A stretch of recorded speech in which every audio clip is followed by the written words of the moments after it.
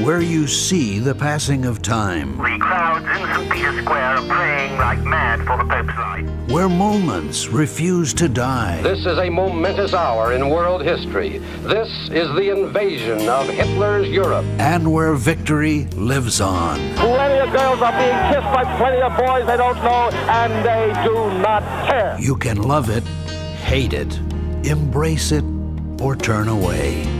Lennon was shot to death late last night outside his apartment building. But it is a past we all share. Come on out here and give me a salute. Big Davy salute. This is where yesterday has a home, where we wonder what it was like back then. Go forward, knights, in safety. And not too long ago. His spirit must live on. It's where history has its place and where the past comes alive. The History Channel.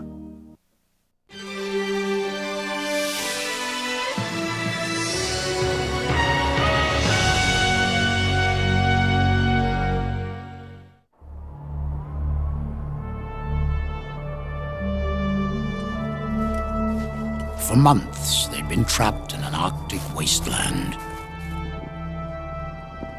Their ship locked in the icy grip of a frozen sea. Lured by the siren song of the unexplored North, the scientists and seamen of the Canadian Arctic expedition had dared to enter her frigid currents in search of a last undiscovered continent. Just after Christmas 1913, the ice holding them began to shift and break, as if waking from an uneasy sleep.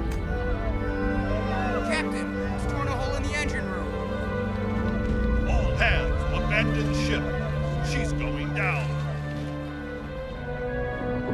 They were now castaways, hundreds of miles from civilization with no hope of rescue.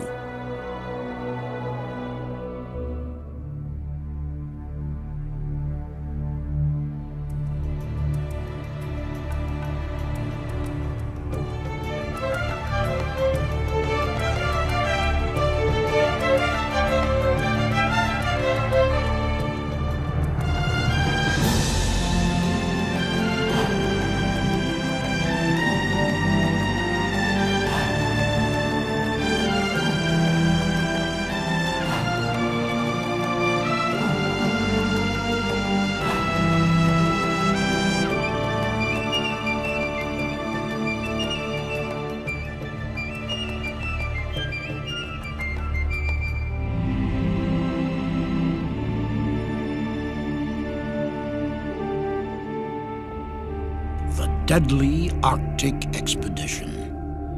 In the early years of the 20th century, cigar-smoking captains of industry began to replace sea captains of mighty square riggers. With most of the world already plundered, men of adventurous spirit set out for the last piece of unexplored land, and the most treacherous of all seas, the frozen expanses at the top of the world.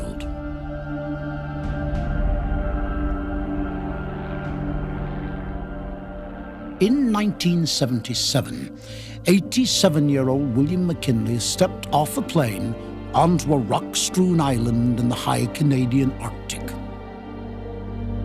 This grandfather from Glasgow, Scotland, had bitter memories of this forgotten land.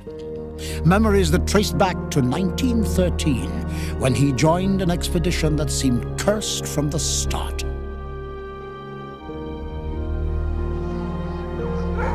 The Canadian Arctic Expedition of 1913 was conceived by a brilliant and ambitious anthropologist, Wilhelm Stephenson.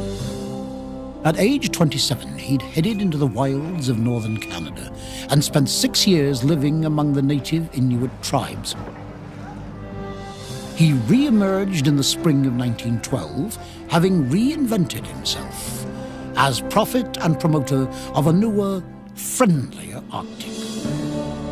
He managed to survive, and the thing is, when people saw him, they couldn't figure him out because he didn't look tough. He said, everyone has the Arctic wrong. This is his iconoclasm coming out in him. It's not hostile, it's not unforgiving, it is a friendly place. Eager to build upon his success, the free-thinking Stephenson convinced the Canadian government to sponsor his next great adventure. An expedition to settle the question whether there might be an undiscovered continent hidden amidst the massive polar ice pack. The scope of the expedition grew as the Canadian government expanded its objectives. They decided to divide it into two teams.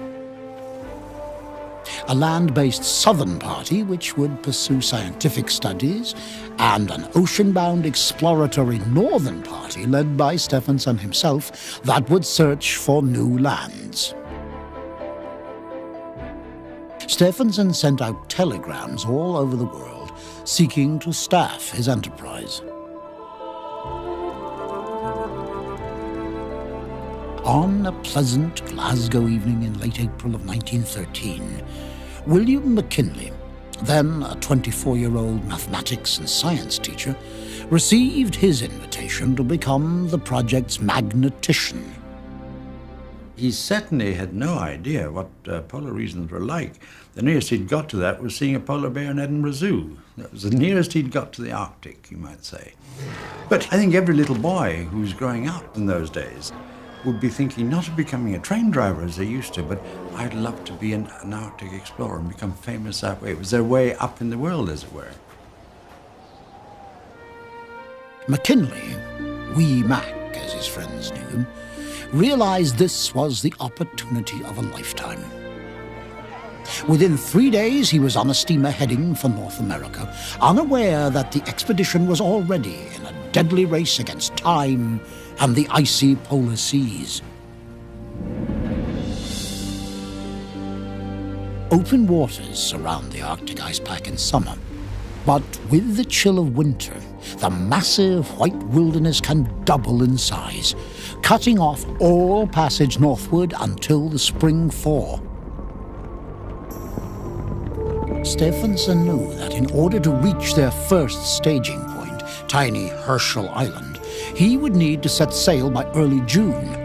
This left only a few short months to prepare. The most pressing order of business was to find a suitable vessel that could take them safely into polar seas. With few choices available on such short notice, Stephenson quickly settled on the 24-year-old whaler Carlock, even though some questioned her suitability for the icy Arctic waters. She was a square-rigged sailing ship with an auxiliary engine. Under power alone, she could do only 5 knots. With the help of sails, she could sometimes do 7. She was an old, underpowered, wooden ship. Stephenson was not a mariner. To him, the Carlock was a good deal and as acceptable a ship as any. To the man hired to captain her, world-renowned seaman Captain Robert Abram Bartlett, the obsolete whaler was not only a disappointment, but a serious liability. He condemned it, and in fact, anyone who got on board condemned it. Stephenson's position was, it's the only ship we've got to get going, otherwise, we'll lose a race here. Despite their divergent opinions about the Carlock, Stephenson was pleased that Bartlett was to captain the voyage. The Newfoundland native had earned a reputation as an outstanding ice navigator, sailing with Robert Peary on his historic attainment of the North Pole in 1909. Unassuming in appearance and given to the use of profanity, Bartlett was also a lover of music and poetry. Bartlett was a man with a tremendously romantic self-image. Bartlett envisioned himself as like Dr. Livingstone in Africa, except that this was going to be in the Arctic. A great leader, a great traveler, a great man generally, and he was sort of the last of the great Victorians. Bartlett was not the only voice warning of trouble in the voyage. Stopping in Montreal to pick up his orders, McKinley heard critical murmurings about Stephenson from a member of the Canadian Meteorological Service.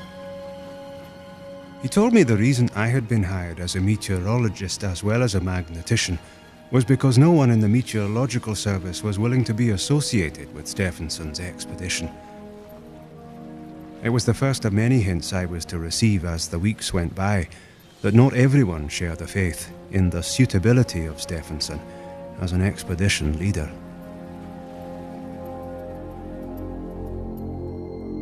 When Wee Mac arrived in Victoria, British Columbia on June 1st of 1913, many of his fellow scientists were already there. But Stephenson, whom most had never met, was nowhere to be found, leaving the hasty provisioning of the ship to his subordinates. They were concerned. They looked at the Carlick, for example, and to them it was a symbol of the mismanagement of the whole expedition. It had a grimy appearance.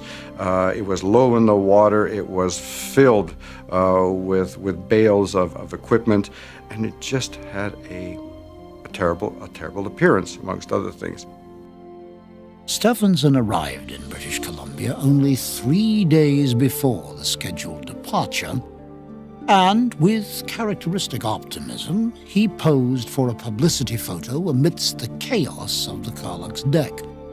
His insensibility to the anxiety of his staff was underscored by his comments in private dispatches to Ottawa. While every reasonable precaution will be taken to safeguard the lives of the party, it is realized by both the backer of the expedition and the members of it that even the lives of the party are secondary to accomplishment of the work.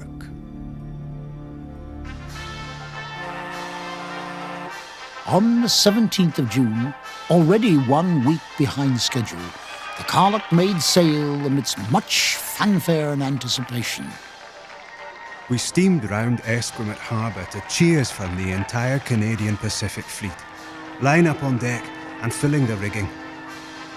Good luck signals were hoisted, sirens wailed, and we were off in a glorious sunset. As the Dominion government ship Carlick headed toward Alaska, the scientists and crewmen on board began to settle into the routine of shipboard life. They couldn't have known that nature and circumstance were conspiring against their journey's outcome.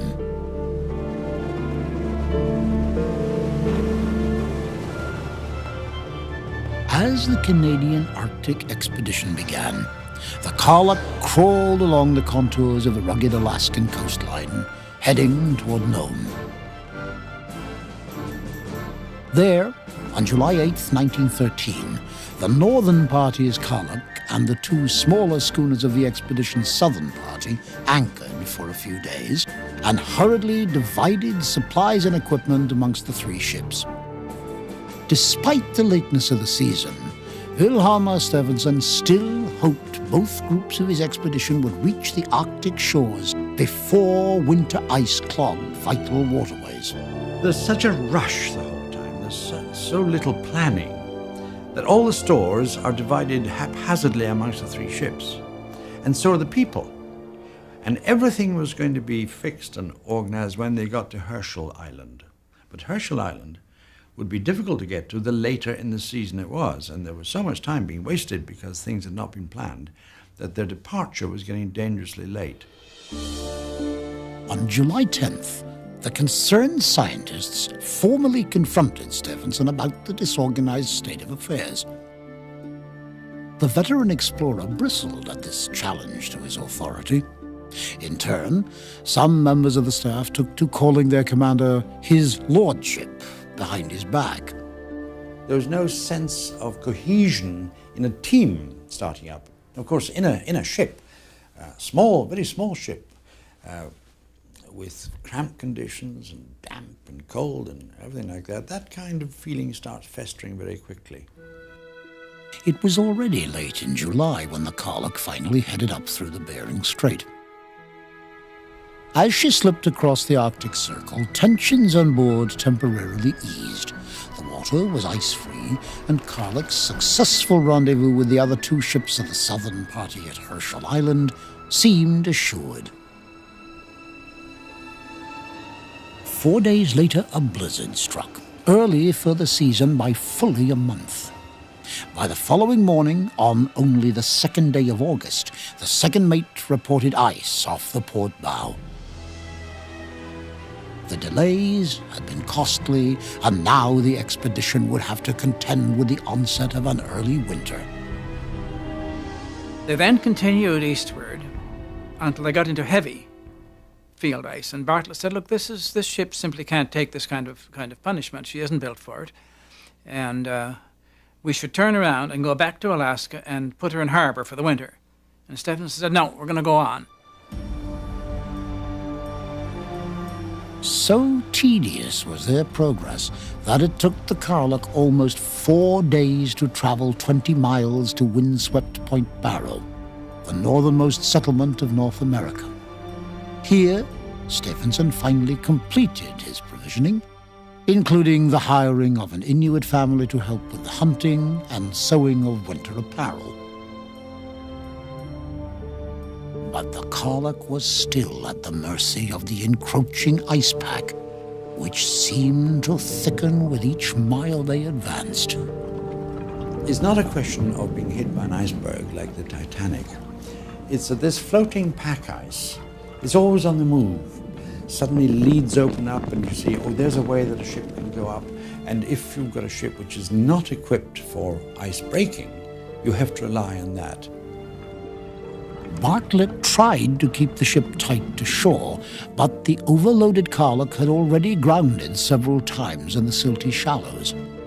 When a lead opened in the ice heading away from land, the captain cautiously followed it. It would prove to be a fateful decision. On August 13th, with the Carlock still coursing through the maze of water and whiteness, the temperature began to drop, reaching 17 degrees Fahrenheit. Fresh ice began to clog the water between floes, which a gentle snowfall soon cemented around the helpless vessel. The Carlock was inescapably trapped miles from shore, locked in the vice-like grip of a floating pan of ice. Drop anchor, port side. Neither Bartlett nor Stephenson viewed their situation as grave. They knew that a change in the weather could just as instantly set them free again. For Arctic greenhorn William McKinley, the unplanned stop was an opportunity to realize a boyhood dream and finally set foot on the polar ice pack. The ice was much broken up and rough, with scarcely a level patch of any extent. It was like being in some gigantic sculpture's yard, stacked as far as the eye could see with glistening marble rocks cut in a million fantastic shapes. As people do when confronted with a great sculpture, I had the irresistible urge to touch as well as look. We left the ship and cavorted about on the ice for hours. As the days drifted into weeks, the ice became more prison than playground.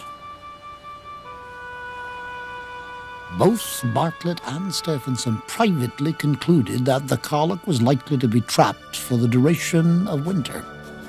For the expedition leader, this was a particularly bitter blow. Stephenson, for his part, was a man of activity. I mean, he had to be on the go all the time. He didn't like to sit around. And of course, there he sits in the Carlock, going nowhere. His northern expedition is literally frozen. So he has to do something. By September 20th, after 5 weeks on the ice, Stephenson could no longer tolerate the inactivity. He loaded 2 sledges with supplies and ammunition, planning to lead a small expedition 20 miles across the ice to land. It was a choice that many would later view with suspicion. He professed that he was going on a hunting expedition to hunt caribou in Alaska, but this is very doubtful because he himself had said that the Alaska caribou were nearly extinct. He also took people with him that certainly weren't hunters. He took his own personal secretary, and he took one or two of the scientists. Stephenson's hunting party managed to reach a small island connected by land ice to the shore just before a heavy gale swept through the area. When the weather cleared, they could no longer see the Karluk in the distance. The ice pan which had been holding her fast had broken away, carrying the imprisoned ship away with it.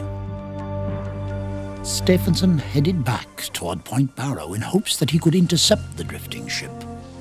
By the time he reached the village, the Karluk had long since disappeared over the horizon, beyond the reach of any possible rescue. These are the areas of ultimate inaccessibility, ultimate challenge. There are no airplanes, there are no radios. So nobody ever went to look for the Karluk. Nobody ever did. Frozen into a pan of ice nearly half a mile wide, the Karluk was at the mercy of a current that was rapidly carrying her out into the middle of the frozen Arctic Ocean.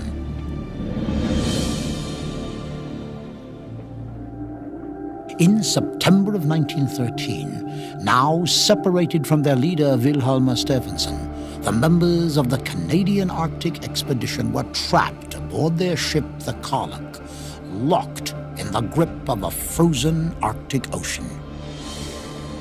Around them, the polar ice pack stretched out endlessly in all directions, alive with the persistent movements of 1,000 opposing floes, and crashing together into mountain-like pressure ridges amidst a thundering, almost musical roar. These mini-mountains, maybe 100 feet high, of ice blocks jumbled together, so suddenly they would loosen, come tearing down like a tenement of a house, rolling down towards you all over the place. It was incredibly dangerous and incredibly beautiful as well. Captain Robert Bartlett knew that the Karluk might not long withstand such crushing pressure on her hull. He began caching supplies on a nearby floe of old sea ice. Back in Ottawa, dispatches from Stephenson reached the Canadian government with news of the Karluk's loss. Once his detractors learned how the commander had come to be separated from his flagship, they criticized him bitterly.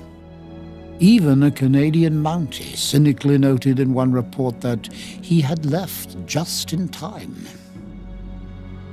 People condemned him that, he was a coward, he had skipped the ship. The evidence suggests, and the research I have done basically said he agonized about leaving the ship. He wasn't a coward. This is not in him to be a coward.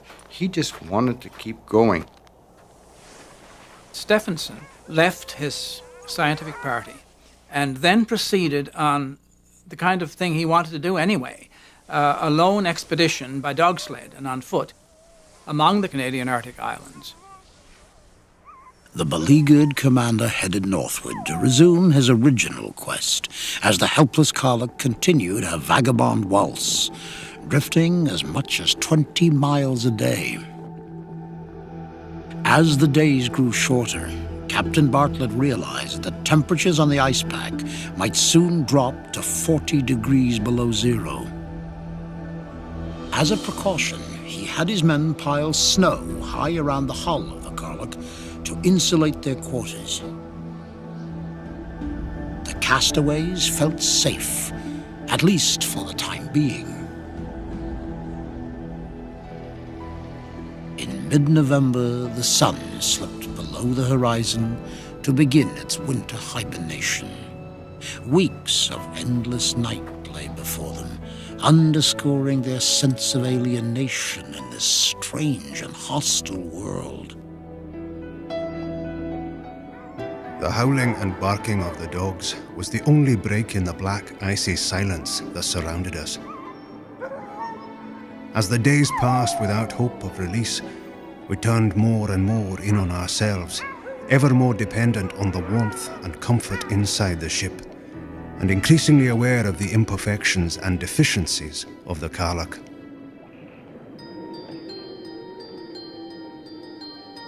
They'd lived on the ice for over 4 months, growing familiar with its constantly changing humor.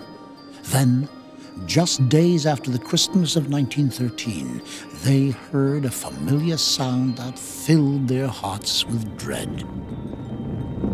The ice had begun to shift and break, moving ever closer to the vessel. On Saturday, January 10th at 6:45 p.m., a loud noise rocked the ship. The ice began raftering, as they call it. Big ice pans coming up on top of the ice that was there. And one of these ice pans punched a hole in the ship, just about at the waterline. Within an hour, the hull has a longer gash in it. Water is pouring in. It lists to 20 degrees to one side. It's obvious now that the Carlick is about to go down. For Bartlett, the moment of truth had arrived, and he gave the order he had dreaded these many weeks. We're going down! All hands, abandon ship! Abandon ship! With her passengers safely discharged onto the ice, the captain remained below with his treasured gramophone to await the final moments. Bartlett seems to have had a flair for the theatric. There he is, apparently. He's got a collection of roughly 200 records. The ship is going down. He starts playing them one by one and then throwing the finished records into the fire. And the last record he puts on just before she goes beneath the ice is Chopin's Funeral March.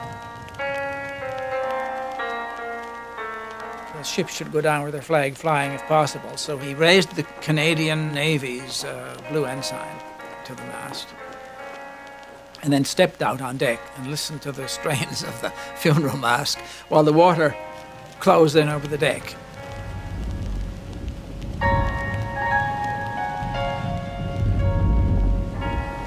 Bartlett had been unhappy with the choice of the Carlick from the start. But as her mast slipped below the ice, the captain was visibly moved by the loss of his charge. He pushed back his hood as a sign of respect and called out, "Goodbye, old girl."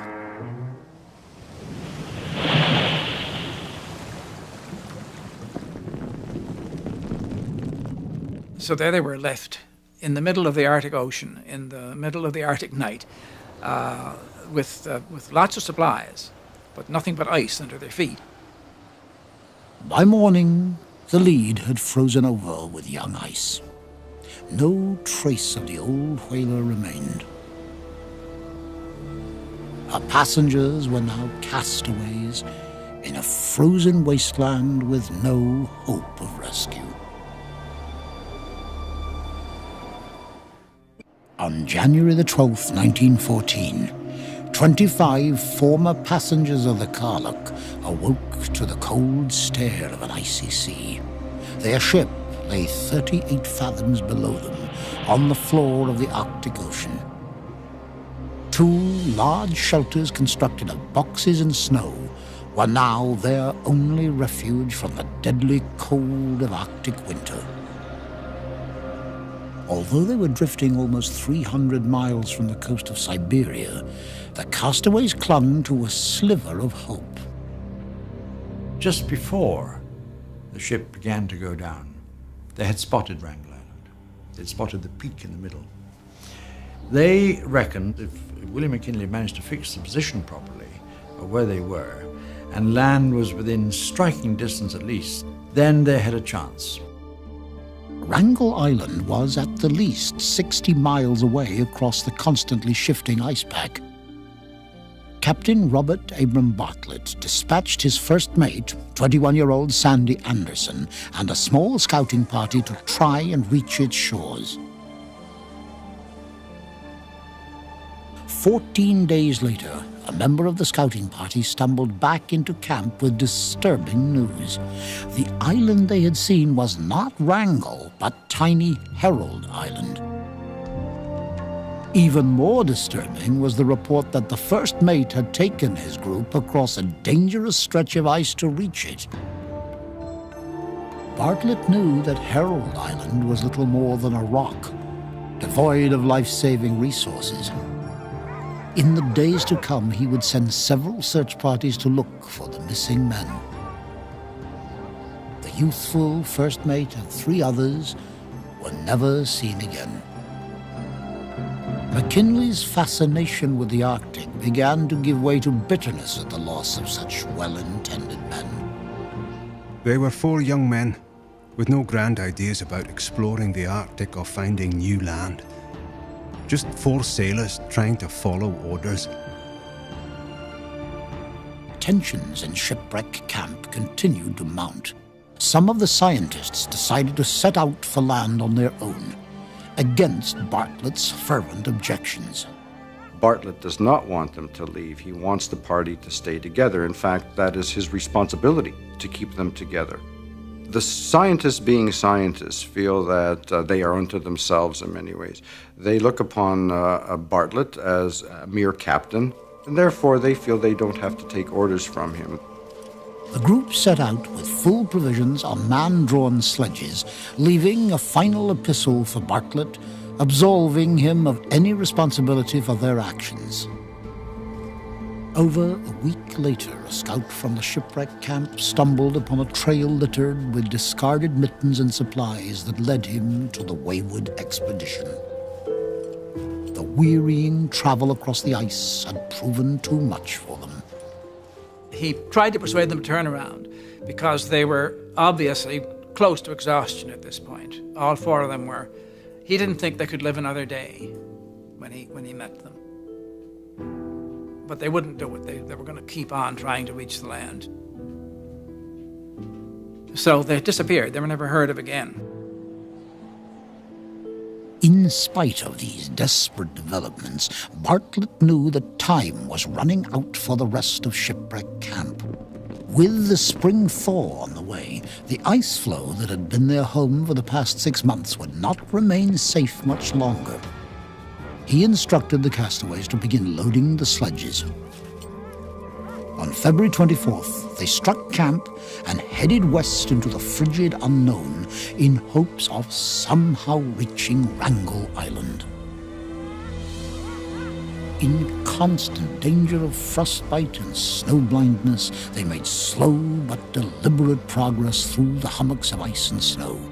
Each night they constructed a makeshift igloo to protect them from the deadly cold. Each morning at first light, they moved on. At one point, they were stopped by an enormous pressure ridge, up to 100 feet high and miles long. Some of the exhausted men wanted to return to the relative safety of Shipwreck Camp.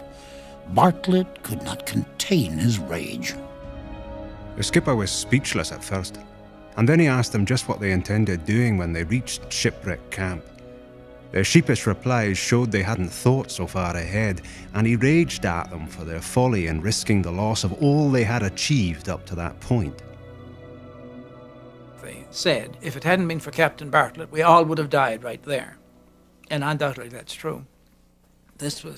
Bartlett was a very determined man. Nothing would stop him, 15 days and 80 arduous miles away from Shipwreck Camp, they finally reached what must have seemed a virtual paradise, the snow-covered beaches of Wrangel Island. Luna! Land! It's land! They got down and dug away the snow and picked up a few pebbles and so on to celebrate the fact that they'd reached land, or some kind of land. Now, Wrangel Island isn't the mainland of Siberia. It's a long way from the mainland of Siberia. But it's a lot better than being stranded out in the middle of the Arctic Ocean. But Bartlett knew the island was only a temporary refuge. As the others set up camp, he prepared to leave with one of the Inuit men. Against all odds, he would attempt to cross ice and open water over 200 miles to Siberia. Only days after landing on the windswept island, William McKinley bade farewell to the man he had come to look upon not only as a friend, but as a great leader of men. We said goodbye. They were off, with the hopes and prayers of 15 people speeding them on their long, lonely journey. On them depended any chance we had of leaving Wrangel Island alive. With their leader gone, the castaways had only one mission: to survive until help arrived. They spread out over the island into 3 camps to ensure a wider hunting area, but game proved to be in short supply. Already tenuous relationships began to unravel under the strain of dwindling rations. They had the most extraordinary rows about food in particular. And one of the rows was about whether certain people were getting 1/8 of a biscuit more than the others were. It shows the kind of pressures that are on you when you allow that. When you've got a well-stocked larder, you don't give a damn about 1/8 of a biscuit. A mysterious illness swept through the camps, marked by a severe swelling of arms and legs. By late May, it had claimed the lives of 2 men. McKinley, now the sole surviving member of the scientific staff, had to wait for the ground to thaw before he could bury his 2 friends. The remaining Inuit hunter and his wife were the people who really kept them going. About 80% or more of the meat they secured was secured by the Inuit. By late summer, their food rations were depleted.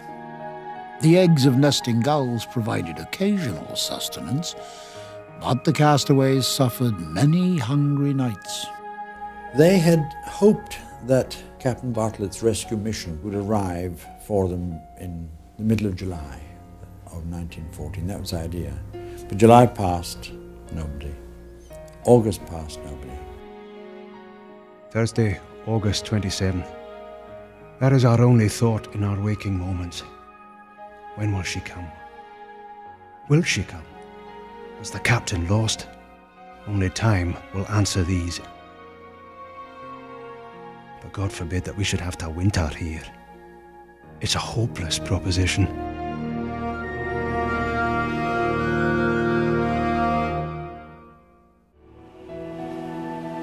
While the castaways languished on barren Wrangel Island, Captain Robert Bartlett and his Inuit companion were forging their way over treacherous moving ice in an attempt to reach help in Siberia. They traveled over the running ice, making an average of 4 to 5 miles a day progress, never knowing when they were going to be completely stranded. This was the most dangerous ice journey ever made by human beings, I would say. Bartlett reached the Russian port of Emma Harbor 2 months after leaving Wrangel Island, having traveled nearly 700 miles of ice and rugged Siberian coastline. In early May, when the winter ice finally began to clear from the Bering Strait, a worn and weary Bartlett sailed home aboard the whaler Herman.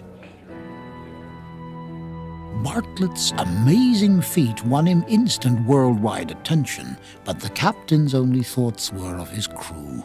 Over the next 3 months, aboard the U.S. revenue cutter Bear, he tried to reach his former shipmates back on Wrangel Island. But the ice proved unrelenting. Because of the ice, it was impossible.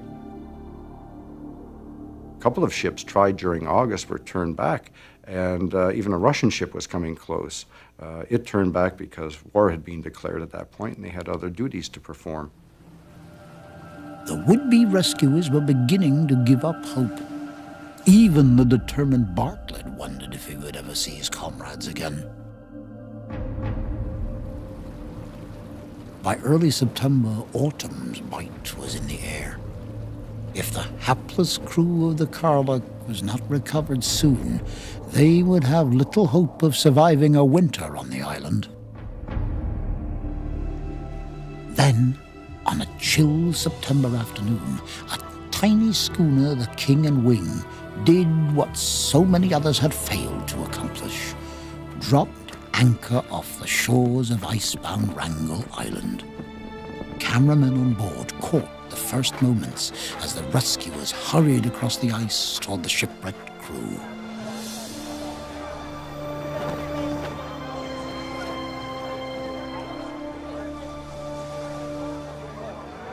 Their reactions were very odd. They didn't also start whooping and dancing with joy and rushing down to the shore to welcome their rescuers. They were terribly shy. They felt that this was another world coming to them. It didn't dawn on them really that they had been rescued until they were actually on the ship. They were astonished to find that they were the biggest news story in the world, you know, because they'd been written off as dead. On board the cutter Bear, Captain Bartlett noticed a small schooner approaching from the north. To the captain's great relief, he could see his shipmates on board.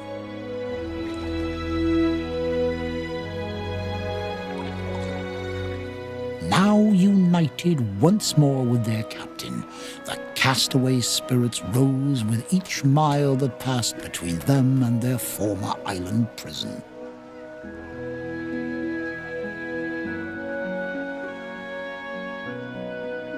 Still flushed with his newfound freedom, William McKinley penned this letter home with welcome news for his worried family.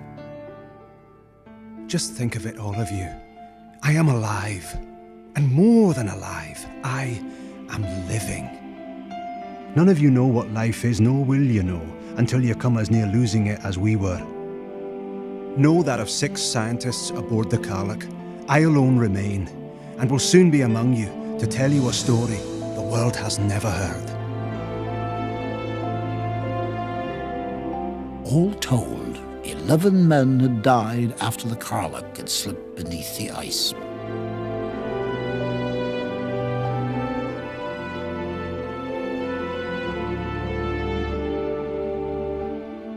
Despite this tragic loss of life, the Canadian Arctic expedition was ultimately hailed as a success.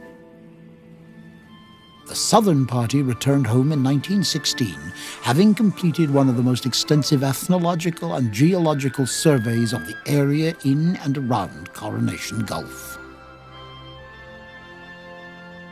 But what of expedition commander Wilhelm Stephenson?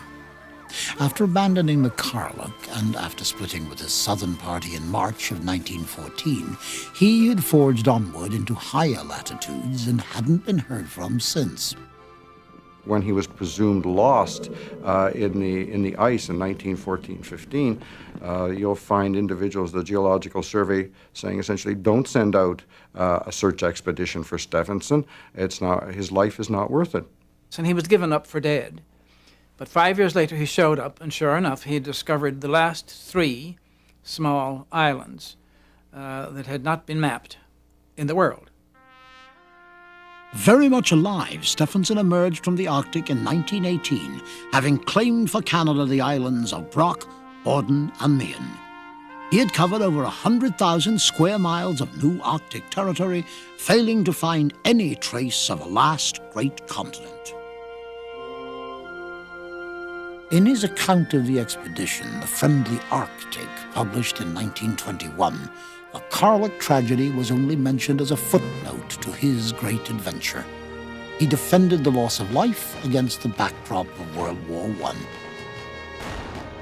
I never could see how anyone can extol the sacrifice of 1 million lives for political progress, who condemns the sacrifice of 12 lives for scientific progress. For the advance of science is but the advance of truth, and the truth shall make you free. The Carlock's former captain, Robert Bartlett, was honoured by the Royal Geographic Society for his leadership. Yet many others blamed him for the loss of life. After all, it had been his decision to take the Carlock away from the relative safety of the shore and into the thick of the ice pack. But William McKinley never forgot the man to whom he felt he owed his life. Bartlett was a hero to McKinley. I think he's a hero to everybody else. Bartlett is the one truly heroic figure who emerges from that ill-fated expedition. Bartlett went on to lead 17 more expeditions into Arctic waters, never again losing a life under his command. After fighting in the trenches of World War I, McKinley married and settled down to resume the quiet life of a teacher. Yet, years later, he remained haunted by the ordeal on the ice and embittered by Stephenson's seeming lack of remorse. At the age of 86, he finally published his own account of the events that had shaped his youth. Defending Captain Bartlett, he placed full blame for the tragedy on Stephenson's lack of planning and leadership, as he explained in a 1988 interview. He was the great man, and he wasn't worried about details. What would you say about a man who leaves his ship? Would you say he'd let the members of his expedition down, he'd quit it? The lives that were lost with the Carlock were lost by errors for which the skipper had absolutely no responsibility. Perhaps McKinley was able to close this chapter of his life when he returned to the Arctic in 1977. But for some, his book only served to rekindle a debate which, to this date, historians cannot settle. I don't know how it could have been different. Choices were made. Options, they had options. So if you have a villain in this, the villain, to me, is the ice. I think it's a bit pointless to say Stephenson was a scoundrel. I'd rather think that he was flawed and misguided, but that there was a kind of greatness inside him waiting to come out, but it came out in the wrong way. With the Carlock, everything was left to chance, and chance let them down. It has long been the conceit of man, gazing with the blind eye of pride, to view himself as master of surf and sand. The frozen remains of the Carlock, lost somewhere beneath 38 fathoms of Arctic sea, serve as one more reminder of the folly of such arrogance in the pursuit of glory.